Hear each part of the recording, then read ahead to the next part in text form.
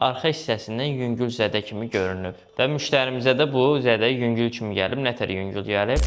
Salam hörmətli izləyicilər, Nicat Xaç kanalımıza xoş gəlibsiniz. Mən Nicat.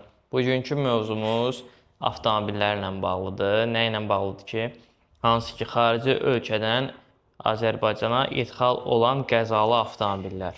Bugün bu videoda öz təcrübələrimizi sizinlə paylaşacağıq. Yəni avtomobil alarkən xarici ölkələrdən əsasən nələrə diqqət etmək lazımdır və nə kimi problemlərlə qarşılaşa bilərik. Əsasən bugün, yəni bu videoda biz bir avtomobil üzərindən danışacağıq. Hansı ki bu avtomobil qəzalı vəziyyətdə servisimizə daxil olub. Bu avtomobil GMC Terrain modelidir. GMC də bildiyiniz qədərilə Amerikanın məşhur brendlərindən biridir, avtomobil brendlərindən biridir. Müştərimiz bu avtomobili alarkən, yəni auksiondan alarkən ilk öncə avtomobilin şəkillərinə baxıb, sonra isə Carfax və ya digər proqramlarla avtomobilin tarixçəsine baxıb. Əsasən də avtomobilin şəkillərinə baxarkən, vizual şəkildə baxarkən arxa hissəsindən yüngül zədə kimi görünüb. Və müştərimizə də bu zədə yüngül kimi gəlib. Nətər yüngül gəlib? Avtomobilin arxa hissəsinin şəkillərini qoyacam, baxarsınız. Bagaj hissəsi zədəli görsənir, bir də alt bufer tərəf biraz əzik kimi görsənir. Yəni çox da avtomobildə zədə bilinmir. İndi bizim demək istədiyimiz nədir? Yəni avtomobili indi videolarını qoyacağım, diqqətlə baxarsınız. Avtomobil bizim servisimizə daxil oldu və biz avtomobilə baxış keçirdik tam olaraq. Və nəticədə bəlli oldu ki, avtomobilin arxadan dəyən zədəsi, yəni müştərinin düşündüyü kimi olmayıb. Bundan artıq olub və güclü bir zərbə olub arxadan avtomobildə. Bunun nəticəsində isə panel hissələr qırış veriblər. Əsasən də avtomobilin sağ arxa hissəsi daha içəri doğru gedib. Qapını göstərəcəm sizə, qapı bağlanmır yəni. Krilo tərəf, arxa qanad tərəf artıq ön hissədədir və qapı ilə onun məsafələri düz gəlmir.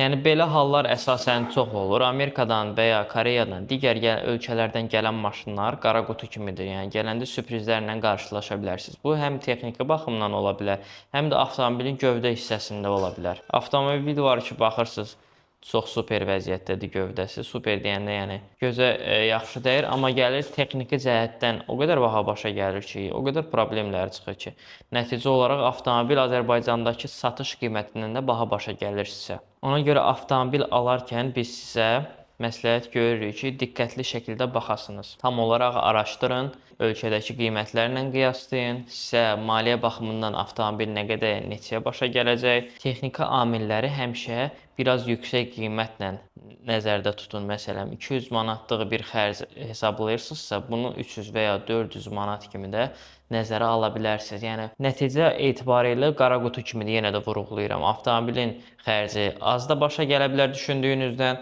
çox da başa gələ bilər. Əgər belə avtomobillərlə bağlı sizə hər hansı bir köməklik lazımdırsa, xarici ölkədən avtomobil gətirmək istəyirsinizsə və ya avtomobili artıq gətiribsinizsə, ölkədədirsə, Akay Avtoservis komandası olaraq biz sizə köməklik edə bilərik. Sizə biraz prosedurları izah edeyim. Avtomobil, məsələn, müştərilərimiz var da, xarici ölkələrdən idxal edirlər, gətirirlər Azərbaycan avtomobili qəzalı vəziyyətdə. Biz avtomobili ilk öncə qəbul edirik, texniki baxışını keçirdirik, avtomobilin qüsur aktı tutulur və orada hər bir punktları qeyd edirik. Avtomobildə nə işlər görüləcək, nə detalları çatışmır, dəmirçi işindən tutmuş bütün texniki baxımlarına qədər avtomobilin qeyd olunur və müştəriyə bu məlumatları biz sunuruq və deyirik ki, avtomobildə bu işlər görülməlidir, bu cür problemlər var və müştəri də artıq tam şəffaf şəkildə özü də görür ki, avtomobilində nə problemlər var, nələr təmir olmalıdır. Və beləliklə bugünkü videomuzda sizə bir təcrübəmizi paylaşdıq. Odur ki, avtomobil alarkən həmişə diqqətli olun. Əlavə olaraq bu videonu bəyəndinizsə və belə məlumatlandırıcı videoları görmək istəyirsinizsə, Nicat Xaç kanalımıza abunə ola bilərsiniz və öz fikirlərinizi şərh bölməsində yazın. Təşəkkür edirik.